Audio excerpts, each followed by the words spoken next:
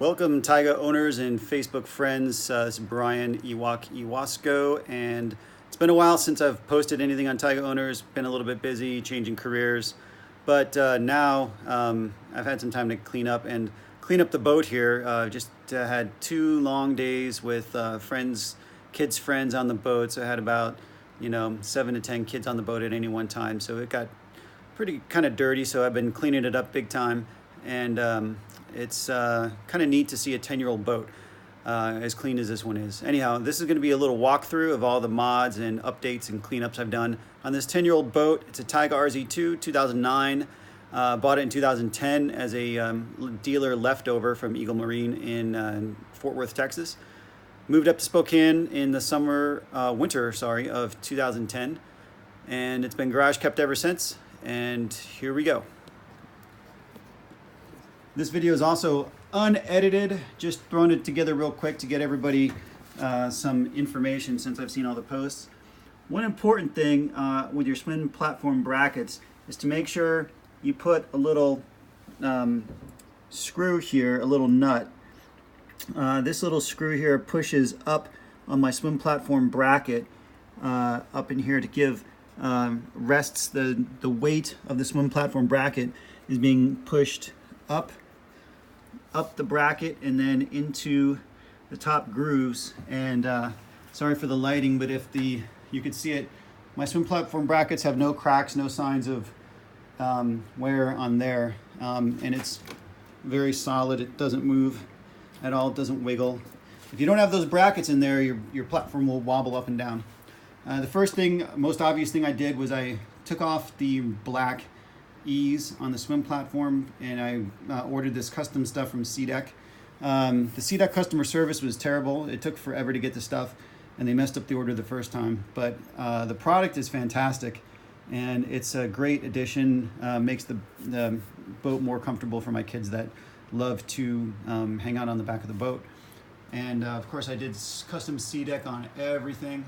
I did those 3 panels there, the walk through, and even did some Cdeck on the bow. The other thing that I did is added this flag, teak flag, pole flag, and flag stand. And it's pretty neat the way it works. It's comes right out, but what I did is I put a magnet in the bottom, countersunk a magnet to the bottom of the flagpole and down at the bottom there. And then the flag holds in position pretty easily. It comes out, but it's in there strong enough that when we're going down the lake, it has plenty of support in there to hold it in there, so it hasn't flown out yet going down the lake at 40 miles an hour.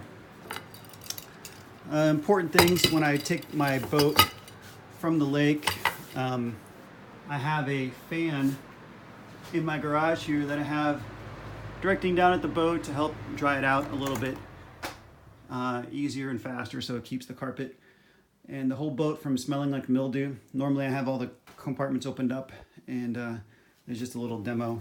Also, make sure you have everything hanging up to dry, and little board rack drying area.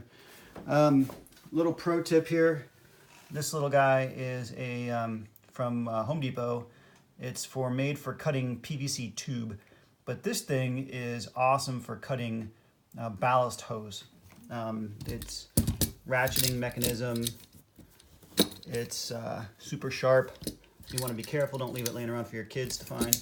It looks like I need to put a new blade on it, but this thing opens up wide, comes down, and ratchets a couple times, and makes it really easy to cut ballast hose when you're doing your installs. All right. A couple of the mods that I've done on the back of the boat that we'll take a look at.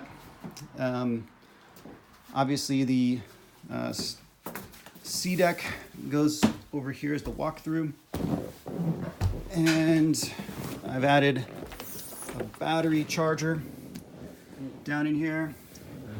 So this is a 20 amp 2-bank charger for charging my batteries. I've got a starting and a cranking battery, and I've got the factory ACR setup in there for the dual batteries.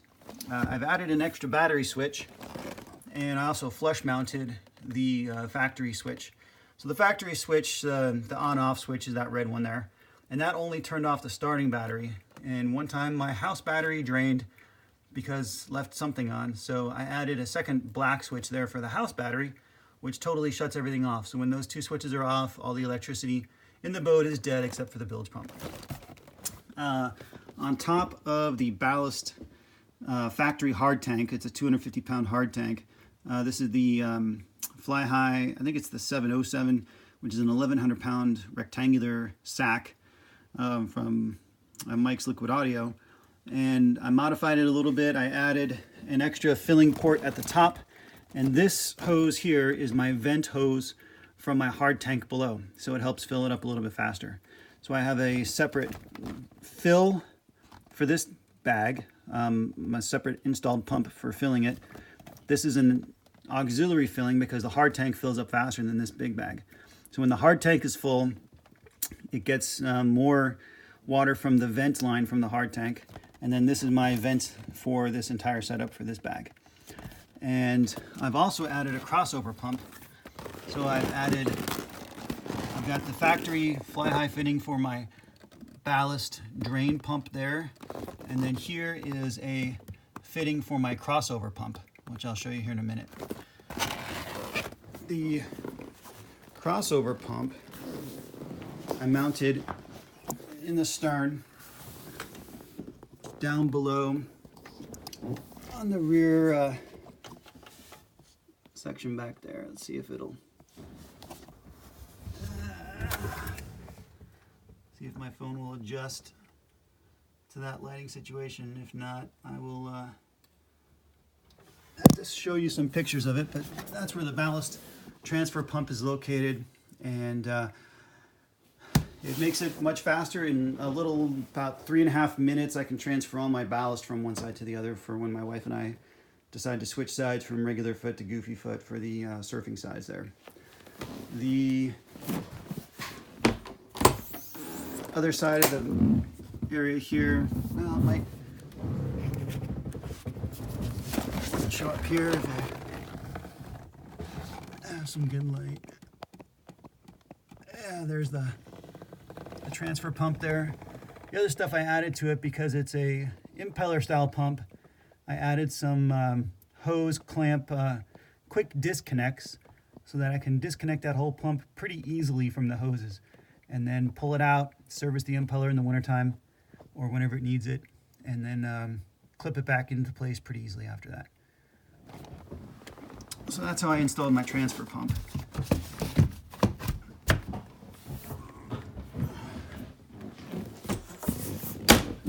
The biggest modification I did to my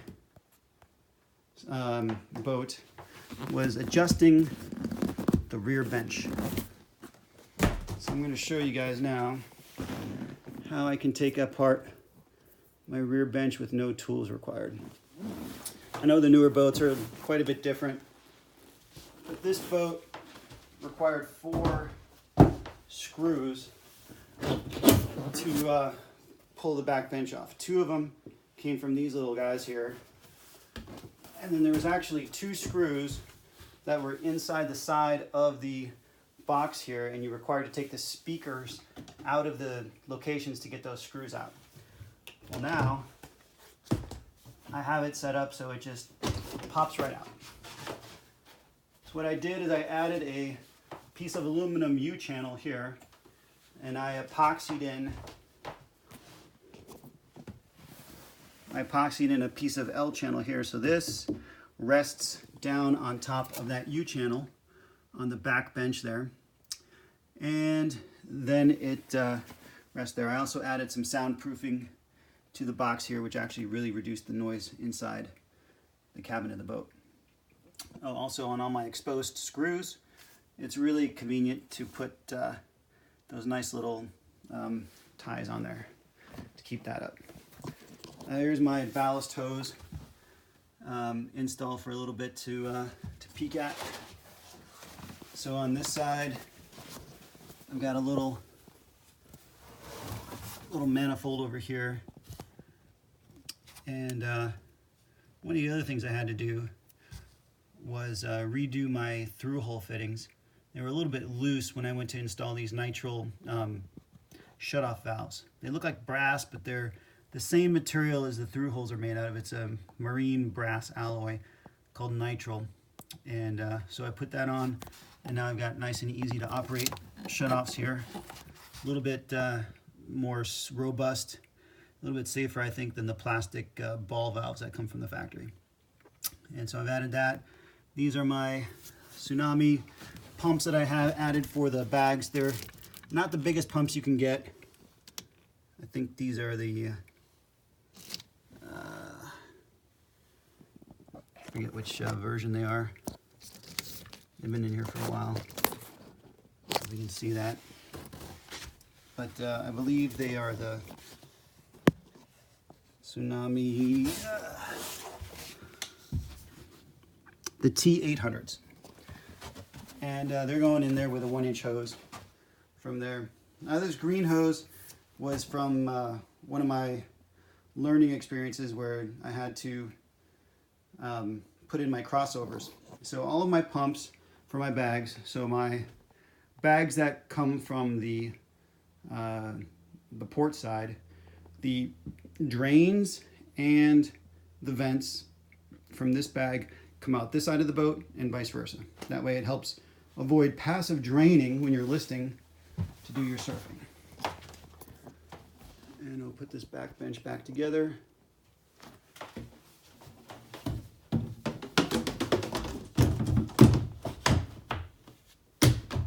That's it. Nice and solid. Just got those back on. No need for screws anymore. It's held in place very easily. And there we go.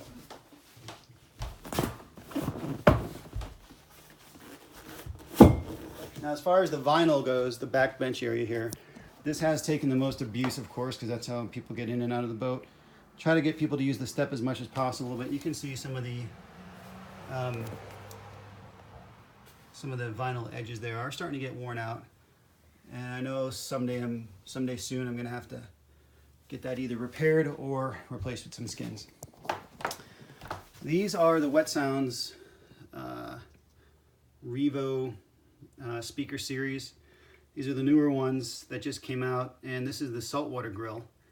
And I put this grill on here because the kids love to kick, and my old speakers that came with this, the original Wet Sound speakers, had just a cross, and it didn't really cover the speaker cone very well, and my kids' fingernail, toenails and stuff ended up cutting the cones and getting trashed pretty good. So this is a much better solution for my situation with kids climbing in and out of the boat, kicking stuff, not really paying attention. So they blend in pretty nicely with the boat, and I'm really happy with them. They sound great. Some of the other mods I did was all my extra ballast pumps I told you about. I wired them all into the existing ballast pump switches. So when I fill my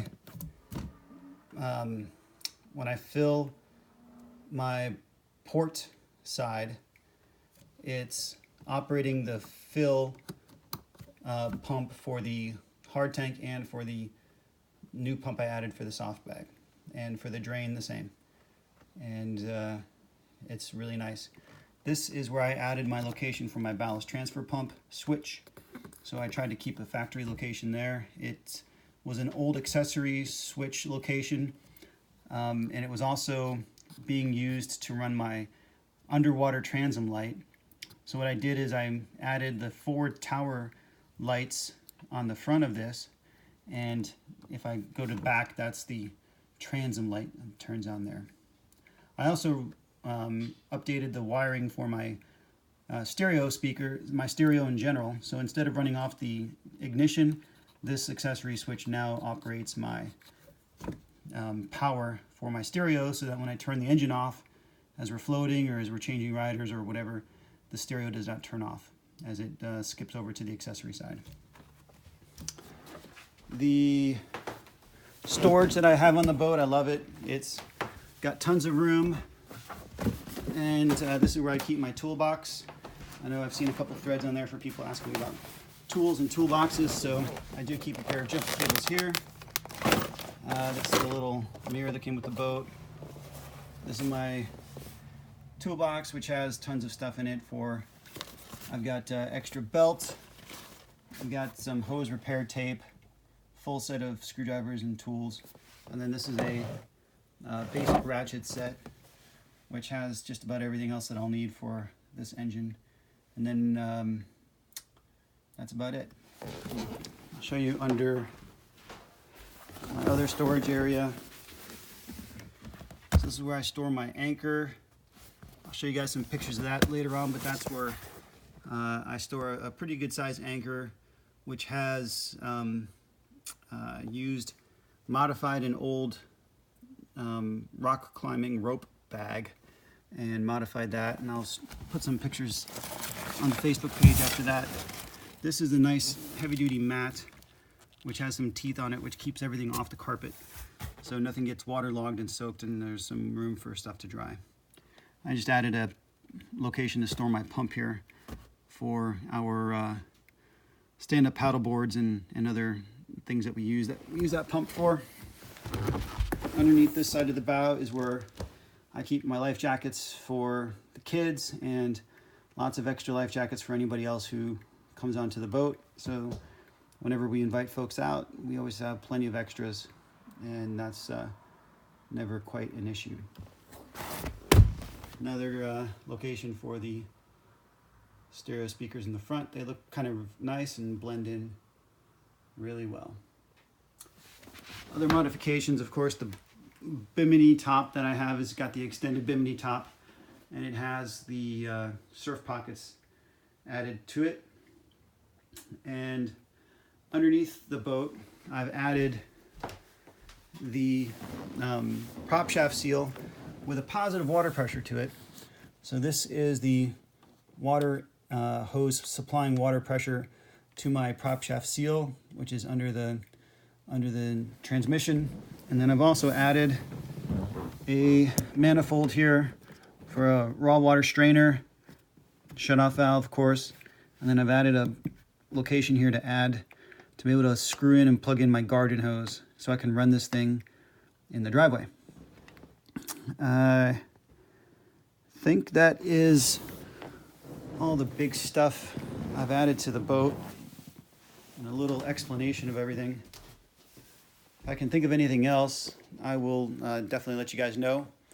But that's been a quick little update from Ewok from Spokane, Washington, and I hope you guys have a good day.